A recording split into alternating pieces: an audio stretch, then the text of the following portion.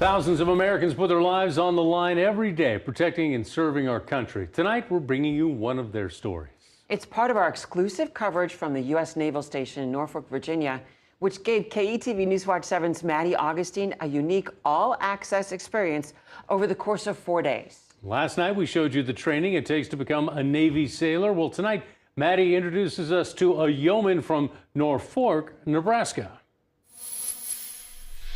We're aboard Landing Craft Utility 1663, or the LCU. They're known as the last tactical mile, and one Nebraska native helps ensure their success. She's part of the team on the ground, assisting the one out at sea. Even when the craft is deployed, we take care of all their admin paperwork. They email us like what they need. Meet Katia Cortines, a yeoman in Assault Craft Unit 2 in Norfolk, Virginia. I handle all administrative items for our triad and for all the sailors here.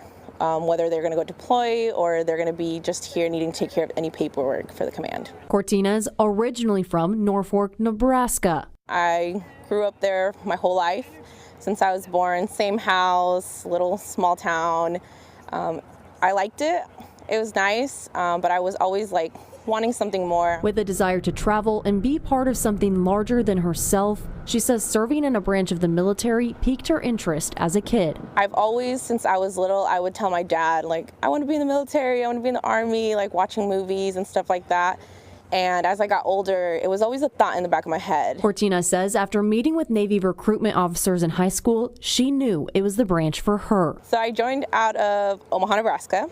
I came in as a culinary specialist. I did 5 years in San Diego, 3 years in Hawaii, and then now I'm here in Virginia. In the past year, she's transitioned to become a yeoman. This is my desk. Spending a majority of her time on land. I'm able to see my child grow up, and I'm able to be with family more. In her role, she now works with sailors out at sea and those still on land, and part of that is as a CMEO, Command Managed Equal Opportunity. Let's say a sailor has a complaint and they feel like something happened to them, whether it's harassment, discrimination, everything. They come to one of us 3 CMEOs and we make sure they get the help they need. The group also runs command surveys, gathering anonymous responses from sailors on potential issues or areas that need to be improved. And if there were any problems, whether we didn't know about or we maybe had gotten a comment about it, we try to improve all those problems and eliminate those problems so we can be a better command and better Navy in a whole, right? And a large piece of that, helping protect and acknowledge sailors' mental health. When I first came in, it was a lot more like a stigma, like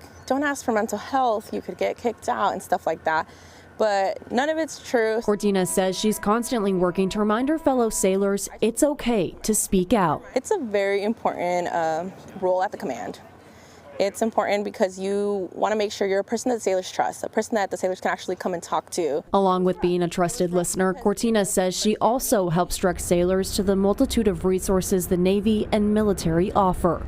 Now reaching nearly 9 years of service, Cortina says she's found the something larger she was searching for. And I'm glad to be doing it.